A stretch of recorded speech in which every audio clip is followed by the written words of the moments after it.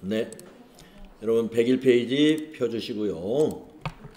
자, 101페이지에 보면은 손익계산서가 그려져 있습니다. 자, 손익계산서는 T계정으로 정리할 때 대변에 수익의 잔액이 생긴다 해서 대변에다가 수익을 표시하고요. 비용은 차변에 잔액이 생긴다 해서 손익계정 차변에 비용을 표시합니다. 자, 수익은 딱 두 가지로 구분을 합니다. 매출액, 영업수익. 영업수익이라는 게 뭐예요? 영업을 해서 벌어들인 수익이 영업수익이죠. 예. 매출액, 영업수익. 그 다음에 영업의 수익은 뭐예요? 영업한 거 말고 벌어들인 수익이 영업의 수익이죠. 예, 영업의 수익 우리가 많이 배웠습니다. 앞에서 뭐가 있었습니까? 단기매매증권 평가이익, 유형자산 처분이익, 단기매매증권 처분이익, 뭔가 영업하지 않고 네, 그런 것들 팔아서 생긴 이익들, 또 이자 받으면 이자 수익, 이런 게 영업의 수익이었어요. 그래서 수익은 영업수익, 매출액과 영업의 수익이 있습니다. 자, 비용을 볼까요? 이 영업을 해서 벌어들인 매출액하고 직접 대응되는 비용이 있어요. 매출을 하려면 그 상품을 사와야 되지 않습니까? 사오는 데 들어간 비용이 매출원가예요. 비용이에요. 이건 투자해야 이 수익이 생기는 거예요. 자, 그 다음에 사왔으면 팔아야죠. 팔려면 점포도 있어야 되고 그 점포에 직원도 있어야 돼요. 전기세도 내야 되고 월세도 내야 돼요. 직원 급여도 줘야 돼요. 이런 것들이 다 뭐예요? 판매비와 관리비입니다. 판매비와 관리비. 그 다음에 영업의 비용이 또 발생합니다. 이건 판매하고 관련 없어요.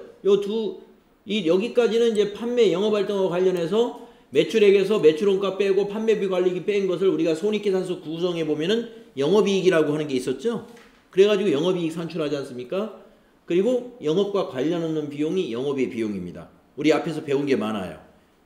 단기매매증권 평가 손실, 단기매매증권 처분 손실, 유형자산 처분 손실, 네, 영업의 비용들이에요. 또 단기매매증권 취득할 때 나가는 수수료 비용, 영업의 비용이에요. 그 다음에 법인세도 내야 되죠. 법인세 차감전 이익이 나오면 그 법인세 차감전 이익에다가 법인세율을 곱하면 법인세가 산출이 됩니다. 세금 내는 거, 이거 법인세 비용이에요. 법인세 비용.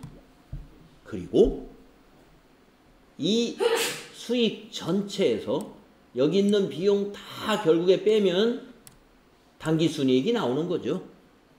이 당기순이익이 어디로 갔었어요? 이익잉여금으로 갔었죠.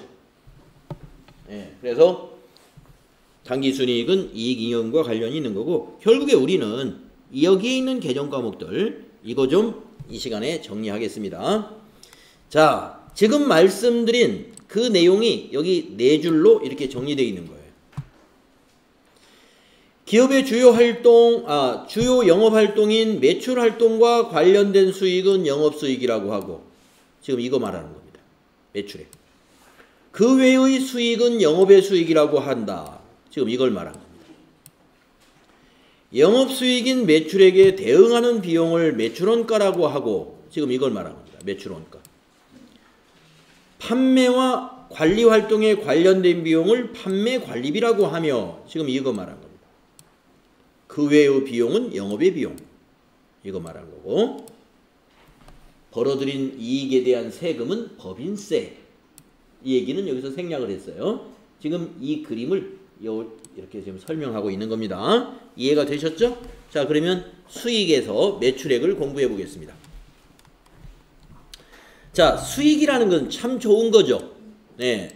아무튼 기업은 수익을 많이 내야 됩니다. 수익은 기업의 경영활동에서 재화의 판매 또는 용역의 제공 과정으로 획득된 경제적 가치로서 자산의 증가나 부채의 감소에 따라 결국에 뭐가 증가해요? 자본이 증가하게 돼 있다. 그래서 여러분 수익 발생은 여러분 3쿠션이라고 제가 많이 그 얘기했죠. 아니 뭐 비용 감소는 3쿠션이다. 자, 여기 수익이 발생하면 왜 자본이 증가하느냐? 아까 말씀드렸죠. 수익이 많이 나면 어떻게 돼요? 당기순이익이 커지잖아요. 당기순이익이 커진 것이 미처분 이익기업으로 가는 거니까 수익이 발생했는데 왜 자본이 증가하지? 의심할 거 없죠, 이제. 프로세스를 아니까. 그래서 수익이 발생하면 어떻게 돼요? 그 획득한 경제적 가치가 자산을 증가시키거나 부채를 감소하거나 결국에 자본이 증가가 일어난다는 것입니다. 그래서 수익이라는 것은 한마디로 경제적 효익의 유입이라고 말할 수 있어요. 경제적 효익이 유입되는 것을 우리는 수익이라고 한다. 벌어들인 거. 예. 이걸 좀 이렇게 표현을 근사하게 한 거예요. 경제적 효익의 유입이다.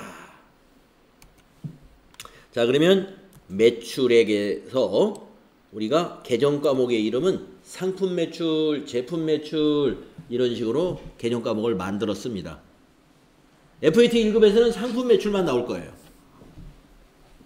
자, 기업의 경영활동에서 판매를 목적으로 외부에서 구입한 재화인 상품을 일정한 이익을 가산하여 매출하게 되는데 상품의 매출이 발생하면 매가가 뭐예요? 판매 가격이죠? 판매 가격으로 어떻게 해요? 상품 계정 어디다 적어요? 대변에 적어라. 이거. 뭐라고? 상품 매출이라고 그래요. 상품 매출. 상품 계정이 아니라 죄송합니다. 상품 계정하고 상품 매출 계정은 달라요. 상품 계정은 자산 계정이요. 상품 매출은 지금 우리가 배우는 수익 계정이에요. 네. 그래서 상품 매출 계정 대변에 적어야지 상품 계정 대변에 적는 거 아니에요. 네, 아까 실수했습니다. 네. 상품 매출 계정이 대변입니다. 언제? 상품을 팔았다. 그러면 매가로 판매 가격으로 상품 매출 대변에 적는 거예요. 자, 그런데 이때 상품 매출 금액을 정할 때 이런 건 좀 빼라. 매출 애누리한 거, 환입, 반품 들어온 거, 이게 이제 차감해야 될 항목이에요.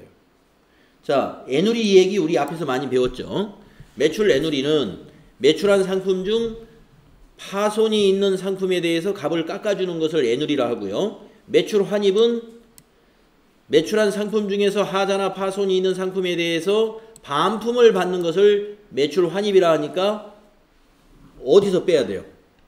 상품 매출에서 그건 빼줘야죠.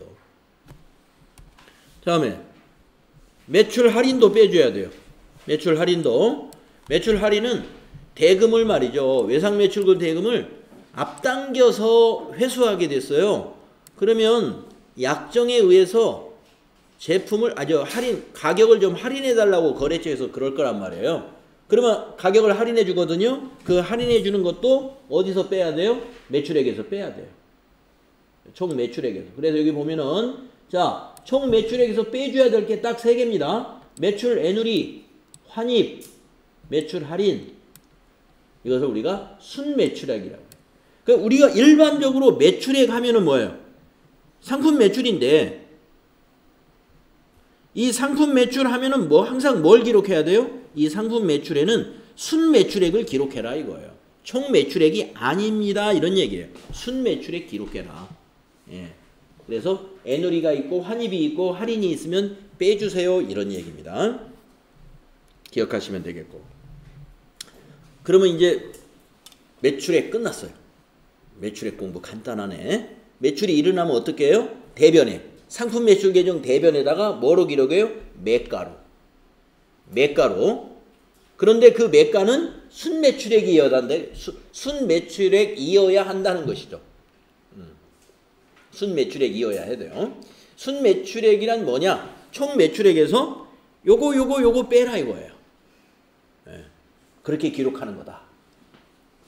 다음에 이제 영업의 수익을 알아보겠어요. 네. 영업의 수익은 복잡해요. 개정 과목이 많아서. 예. 자, 수익이니까 무조건 다 대변에 기록하는 겁니다. 발생했을 때는. 자, 이자 수익. 이거는 뭐 간단하죠. 여러분 잘 알고 있는 거죠? 예. 예금을 했더니 이자가 붙었어요. 그러면 이자 수익 대변에다 기록하면 돼요. 예금에서 이자 받으면 이자 수익 대변. 자, 영업의 수익입니다. 예. 우리가 돈을 은행에 넣어서 벌어들인 이자는 영업 외적인 거예요. 그 영업 잘해가지고 이자 붙은 게 아니죠. 예. 영업의 수익. 그래서 이자 수익은 영업의 수익이다. 잘 기억하시고. 두 번째, 단기 매매증권 평가이익. 우리 당좌자산 배울 때 이거 공부했죠? 예. 단기 매매증권 공부할 때 기말에 공정가치로 평가하잖아요. 그랬더니 가격이 올랐어요. 그러면 대변에 단기 매매증권 그 오른 것만큼 이익이 발생하고 차변에는 단기 매매증권이라는 자산이 증가하죠. 그때 우리 단기 매매증권 평가이익 배웠다 이겁니다. 예. 영업의 수익이라는 거 다시 한번 확인하고, 또 단기 매매증권 처분이익, 이것도 단기 매매증권 배울 때 다 배웠다 이거예요. 단기 매매증권은 결국에 어떻게 해요? 처분해야 이익이 실현되죠. 그래서 나중에 처분하잖아요. 처분할 때 장부금액보다 높게 받으면 그게 처분이익이 발생하죠. 처분이익이. 예, 그래서 단기 매매증권 처분이익도 영업외 수익이다. 우리 앞에서 배운 거예요. 개정 과목 확인만 하고 넘어가는 거예요. 다 외환 차익, 외화 환산 이익, 요 두 개 설명하겠습니다. 요건 앞에서 안 나왔어요. 그런데 말은 몇 번씩 했었습니다. 말은 네, 몇 번씩 했었는데 외화 자산 회수와 외화 부채 상환 시 환율의 차이 때문에 발생하는 이익이 외환 차익이다. 이거. 자, 상환 시, 이거는 상환 시 환율 차이고, 요 두 개정 과목이 여러분 많이 헷갈릴 거예요. 자, 두 개가 다 환율 때문에 나오는데 위에 있는 외환 차익은 개정 과목 이름이 짧죠? 짧은 거 외환 차익, 상환할 때 환율 차익. 근데 밑에 거 보세요. 결산 시입니다. 결산 시 환율로 평가할 때. 예, 여기 나오네. 결산일 환율로 평가할 때. 그때 발생하는 것은 외화 환산 이익이에요. 두 개가 다 환율로 인한 이익인데, 환율로 인한 이익인데, 위에 있는 외환 차익은 상환할 때 환율 차이의 이익이고, 여섯 번째에 있는 외화 환산 이익은 실제 상환이 아니에요. 결산할 때 환율로 평가를 했더니 발생한 이익이다. 자, 어떤 경우인가? 부채를 가지고, 여기서는 자산 또는 부채라고 그랬죠? 외화 자산과 외화 부채가 다 이게 나올 수 있어요. 외화 자산과 외화 부채가 다 여기서 나올 수 있어요. 예. 자, 그러면 어떤 경우에 이게 나오느냐? 자, 부채를 가지고 예를 들어보면요, 더 이해가 쉽고, 자, 부채라는 것은 외화로 우리가 갚아야 될 부채예요. 환율이 지금처럼 막 오르면 불리해지는 겁니다. 그러면 외환 차손이 나와요. 네, 우리가 외환 차이익이 나오게끔 하려면 환율이 떨어진다는 가정을 해야 돼요. 자, 그러면 문제를 한번 내볼게요. 예제.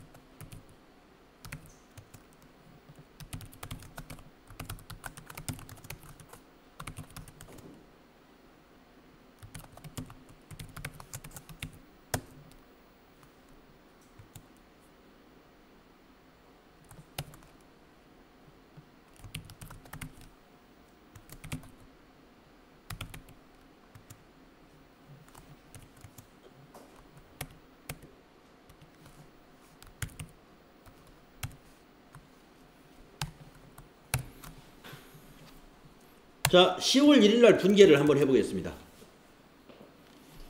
이날은 뭐 그냥 일반 거래예요. 뭐 환산 이익이나 뭐가 이게 외환 이익이 외환 차익이 나오는 게 아닙니다. 예. 자, 차변의 보통예금을 얼마로 기록해야 될지 누가 계산해 보냐? 뭐 계산만 하는 거니까 빨리 계산기 두들겨서 한번 해보세요. 정혜숙 씨, 네, 한번 보통예금 얼마인가요?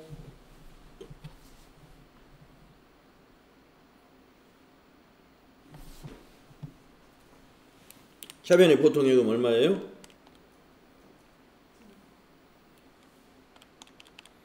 응?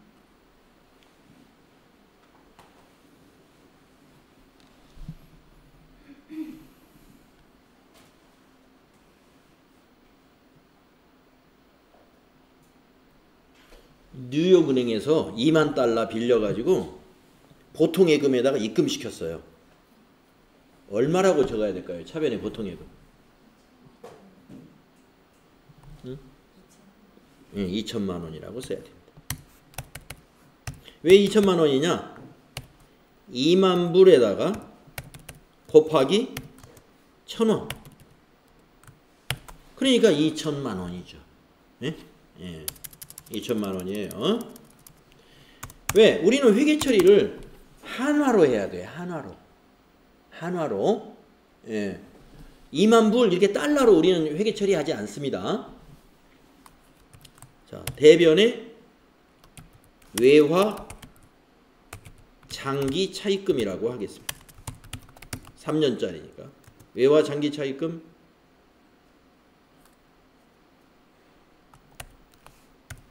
2천만 원 이렇게 기록. 자, 그런데 2019년 결산일을 맞이하여 외화 부채에 대한 결산 수정 분계를 하기로 한다. 해야 돼. 결산일을 맞이하면 외화 부채나 외화 자산에 대해서 수정 분계 해줘야 돼요. 현재 가치로. 자, 그러면 이때 수정 분계에 필요한 정보가 뭐예요? 결산일 현재의 기준 환율을 알아야 돼요. 자, 우리는 이익이 나게끔 하려고 하는 거예요. 지금 부채가 이익이 나려면 환율이 어떻게 해야 된다? 아까 제가 환율이 올라야 된다고 그랬습니까? 떨어져야 된다고 그랬습니까? 떨어져야 이익이 난다. 부채는. 자산은 올라야 이익이 난다. 예. 자, 지금 환율이 그러면 900원으로 떨어졌다고 보겠습니다. 이게 이 표시는 1달러당 900원이라는 뜻입니다. 예, 3달 만에 100원이 환율이 하락했어요. 그러면 외화 부채가 있는 회사는 재무제표가 좋아집니다. 이렇게 환율이 떨어지면 부채가 있는 회사는 재무제표가 좋아져. 부채가 줄어드는 거예요. 가만히 있었는데. 예. 외화 부채에 쓰는 회사는. 자, 어떻게 되느냐? 차변에서 외화 장기 차입금이 감소해요. 갚지도 않았는데 감소해. 안 갚았는데 감소해. 무엇 때문에? 단순히 환율 차이 때문에. 단순히 환율 차이 때문에. 자, 얼마가 감소했을까? 김수진 씨는 조퇴해 있고.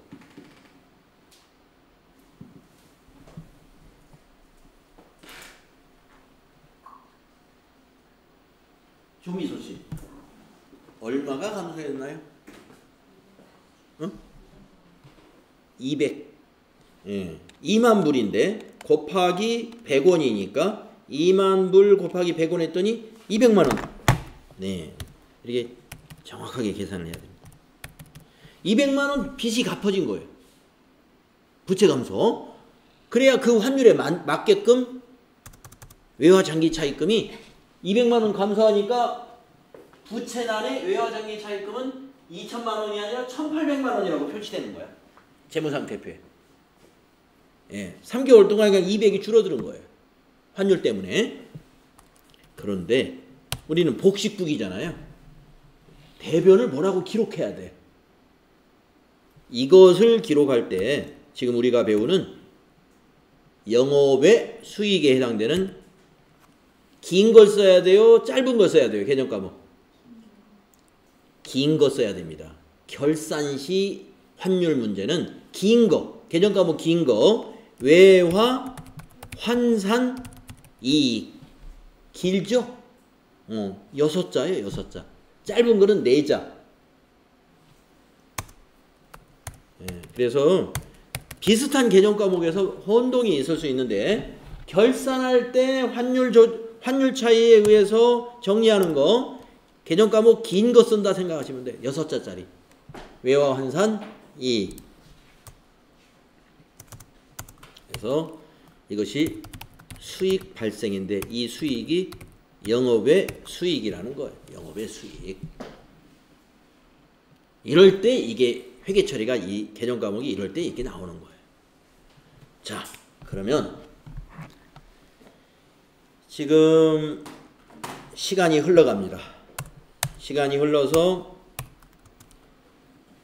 2020년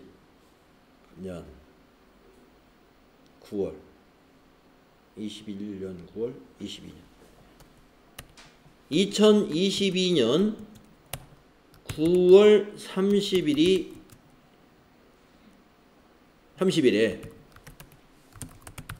뉴욕은행의 장기 차입금 2만 달러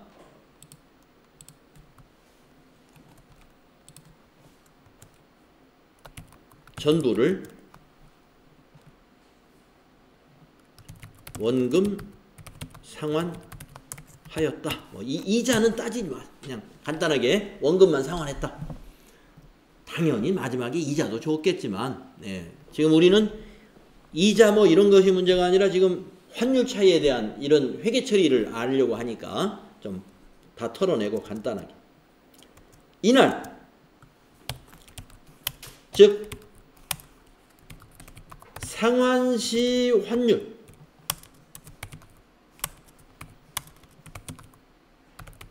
상환시 환율은 알려줘야 되겠죠? 800원이 됐어요. 자꾸 떨어집니다.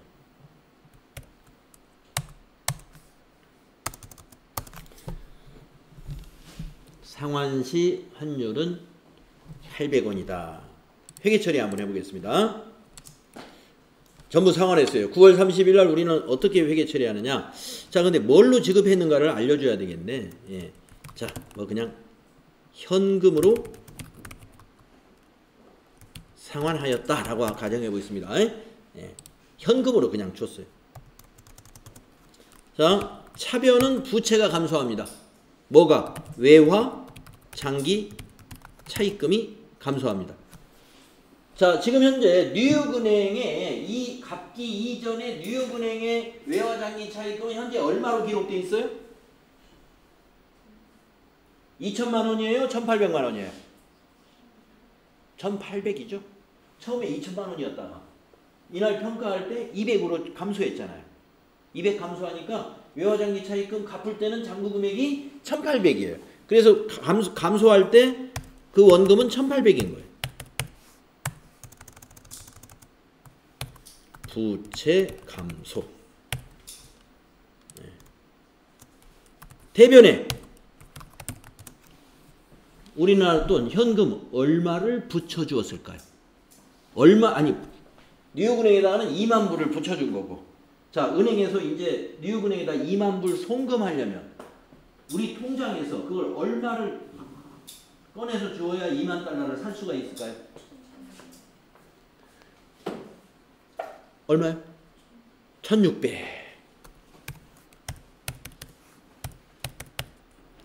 현금 1,600이면 사요. 왜? 1달러가 800원이니까 800원 곱하기 2만 해보세요. 826, 1600만 원. 그래서 우리 회사 통장에서 1600만 원만 찾아가지고 2만 달러 송금할 수 있더라 이겁니다. 예, 이게 자산이 감소하겠죠. 그런데 부채를 1800 갚으면서 자산의 유출은 1600밖에 없네. 1600만 유출이 됐어요. 200만 원은 그냥 이익을 봐버린 거죠. 그 이익이 외환 차익이라고 한다.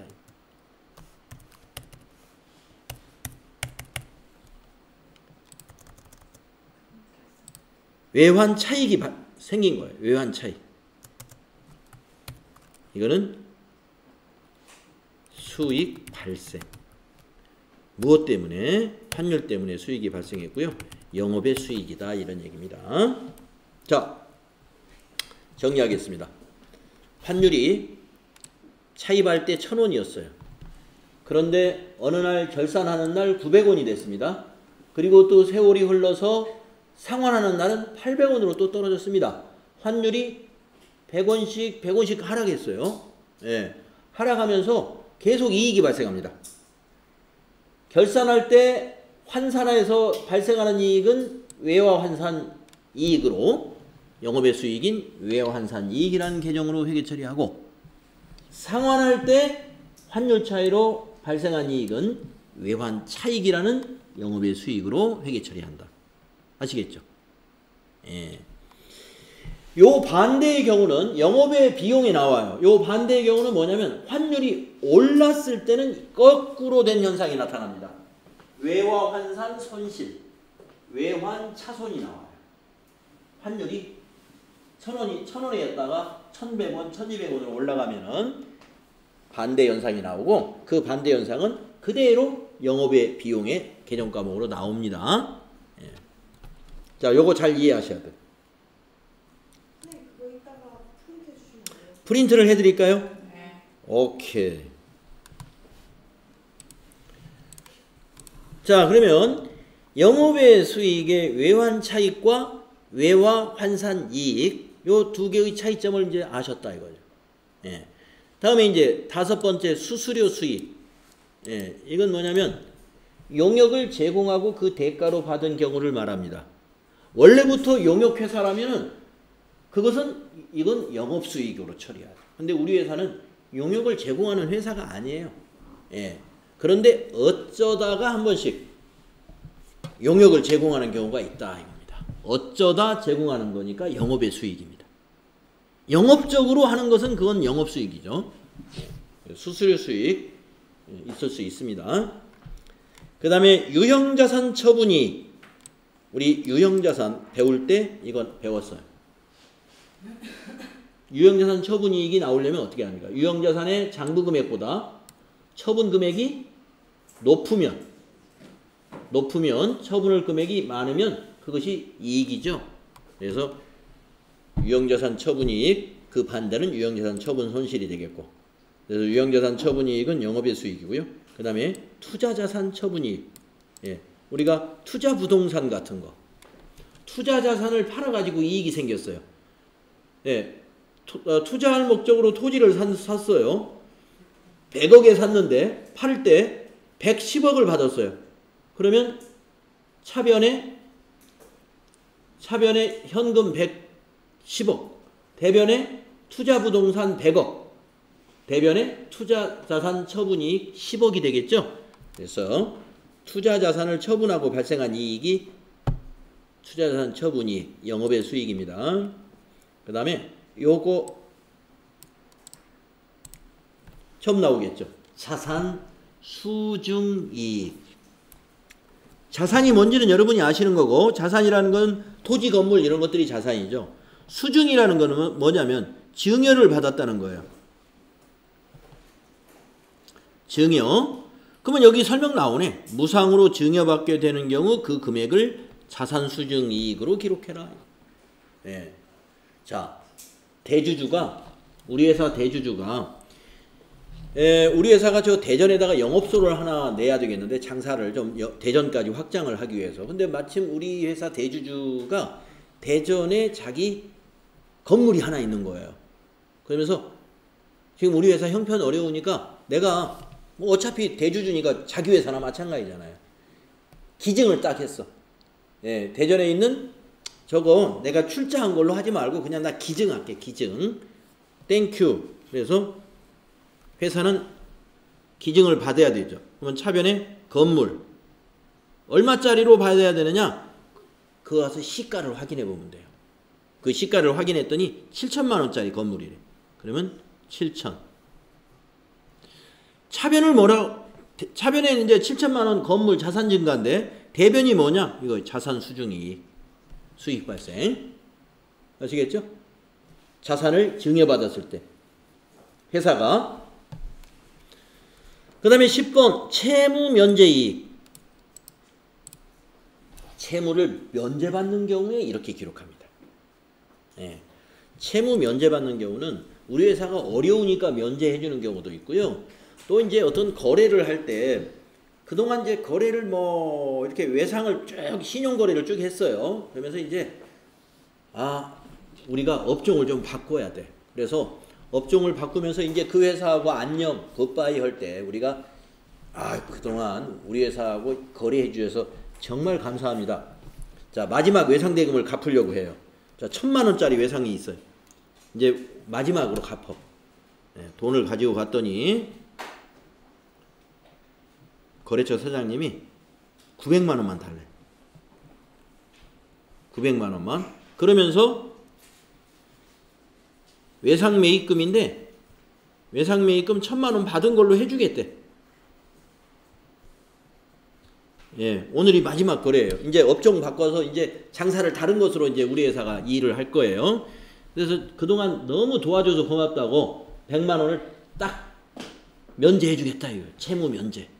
그러면 짝이 안 맞네? 외상 매입금 1,000만 원 부채를 감소시켰는데 자산은 900만 원밖에 안 나갔어요. 나머지 100만 원 사장님이 어떻게 해줬어요? 거래처가 면제해주겠다. 이것을 채무 면제 이익이라고 표시해라 이겁니다. 100만 원. 이런 경우도 있다 이거예요. 상거래 하다 보면 거래처에서 면해줄게. 면해줄게. 이것이 채무 면제 이익 영업의 수익으로 보시면 되는 겁니다. 마지막으로 영업의 수익 중에 이제 잡이익이라는 거. 뭐 잡다한 이익이라는 얘기죠. 잡다한 이익. 그 잡다한 이익이라는 건 뭐냐? 영업활동 이외의 이익이 영업의 수익들인데 너무 금액이 적거나 금액이 몇 푼 안 돼. 아니면 1년에 한두 번 있을까 말까? 띄엄띄엄 있는 것들. 이런 것은 개정 과목을 독립시켜서 하지 않고 이것저것 그냥 모아서 그냥 잡이익 이렇게 처리한다. 잡이익. 그래서 빈번하지 않거나 금액이 아주 사소한 것들. 이런 것은 그냥 잡이익으로 잡자. 또 한 가지 잡이익이 뭡니까? 우리 잡이익 앞에서 한번 배웠죠. 현금 과부족. 현금이 남아 실제 잔액이 많은 것을 발견했어요. 그러면 차변에 현금을 잡아놓죠. 5만 원 많은 걸 발견했어. 10월 1일 날. 그러면 차변에 10월 1일 날 현금 5만 원. 대변에 뭐 때문에 5만 원이 많은지를 몰라. 그러면 대변에 현금 과부족 잡아놓죠. 그것이 12월 31일 결산이 되는 날까지도 원인이 안 밝혀져. 그러면 현금 과부족은 임시 개념이니까 잔액이 있으면 안 된단 말이에요. 그러면 차변에다가 현금 과부족 5만 원을 적어서 어떻게 해요? 현금 과부족을 제로로 만들어야죠. 차변에 적으면. 대변에 가는 게 이거. 잡이익. 결국에 나중에 그냥 잡이익 처리하는 거예요. 원인이 안 밝혀져. 현금이 남는 것은 잡이익. 모자랬던 것은 잡손실. 이거의 반대가 되겠죠. 자, 그러면 영업의 수익 11개 개정과목 해설이 끝났습니다. 그러면 이제 영업의 수익을 했으면 비용을 해야죠. 네. 비용의 매출 원가는 아주 간단합니다. 매출 원가. 금액은 어마어마하게 크죠. 이게 비용의 대부분이 다 매출원가예요. 대부분이. 그런데 회계 처리는 아주 간단해. 아주 간단해. 이 매출원가 분계를 할 줄 모르는 사람이 있다니까요. 회계를 많이 배웠는데 매출원가 한번 분계해 보세요. 그러면 잘 못해요. 요즘 사람들은. 왜 못하느냐? 전산화되니까 이걸 수동으로 안 해요. 옛날에 회계 처리하는 사람들은 또 옛날에 회계 자격증은 부기 자격증은요. 이런 거 할 줄 모르면 말도 안 되는 거예요. 왜냐하면 이게 금액이 엄청 크기 때문에 이거 아주 정확히 할 수 있어야 되거든요. 그런데 지금은 전산 프로그램으로 매출원가 처리하는 분계가 자동으로 일어납니다. 그래서 제가 여러분에게 그때 언젠가 말했어요. 매출원가 분계 일어날 때 나중에 실무할 때 제가 콕콕 찍어서 내가 보여줄 테니까 이건 실제로 굉장히 중요한 거다 그랬습니다. 중요한데 이게 자동화가 돼가지고 이게 우리 머릿속에 잘 안 남아 있어요. 자, 이론으로 배울 때 이렇게 배웁니다. 매출원가, 상품 매출원가예요. 기업의 경영활동에서 판매를 목적으로 외부에서 구입한 재화의 상품을 매출했을 때 그 매입 원가가 매출원가다. 그걸 어떻게 구하냐 이거예요. 어떻게 구하냐. 이렇게 구한다 이거. 상품 매출원가는 결산 때 한 번 인식하잖아요. 우리 상품 배울 때 매출원가를 별도로 인식하는 방식으로 회계 처리한다고 그랬죠. 별도로. 언제 별도로? 결산 때. 그러니까 판매할 때마다 원가를 계산해가지고 이렇게 반영하는 게 아니라 결산할 때 한 번 반영을 하니까 사람들이 여기 지금 분계가 안 나와 있어요. 네. 제가 분계 써드릴게요. 그래서 어떻게 매출원가를 산출하는가 이거 알아놔야 돼요. 기초에다가 뭘 더해요? 당기 매입을 더합니다. 그래가지고 뭘 빼요? 기말 재고를 빼는 거예요. 아시겠죠? 매출원가 어떻게 구해라고요? 기초상품 재고액에다가 당기상품 매입액을 더하라고요. 이게 상품 계정의 차변 합계예요. 거기에서 뭘 빼라고요? 기말상품 재고액을 빼주면 그게 매출원가예요. 이걸 컴퓨터가 계산해 줄 거예요. 계산해 주는데 분계를 쓰면 이렇게 됩니다. 분계를 쓰면 차변이 상품 매출원가,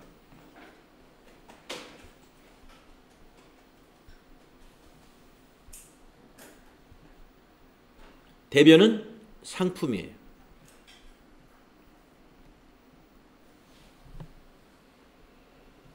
네, 금액은 이제 얼마 되겠죠. 이렇게 상품 매출원가를 이 방식으로 계산을 해서 상품 매출원가가 1,000만 원이 나왔다. 그러면 차변의 상품 매출원가 뭐예요? 비용 발생. 대변에 뭐예요? 상품 1,000만 원 이렇게 기록하겠죠? 이 상품 1,000만 원은 뭐예요? 자산 감소. 근데 이 자산 감소는 상품을 갖다가 어떻게 했어요? 원가로 대체했죠? 그래서 여기 나중에 실무할 때 제가 말씀드릴 거예요. 이거 적요를 꼭 적어줘야 돼. 적요에다가 상품 매출원가에 대체했다 이렇게 적어야 돼. 그래야 이게 비용으로 가. 예. 그거 이제 분계할 때 제가 정리하겠습니다. 자, 상품 매출원가 대체 분계. 매우 중요한 것인데 우리가 전산화되어 있어서 여기서 지금 짧게 상품 매출원가는 이렇게 산출한다 하는 것만 말씀드렸고, 여기서 지금 상품 순매입액 이걸 말하는 거예요. 이 매입액은 이렇게 계산된다. 총 매입액에서 애누리 환출 할인을 빼야 된다 이런 얘기죠. 네. 그러면 이제 상품 매출원가 비용 끝났으면 판매 관리비라는 비용이 남죠. 네, 여기서부터는 우리가 다음 시간에 해야 되겠다. 네, 오늘 수고 많이 했습니다. 네.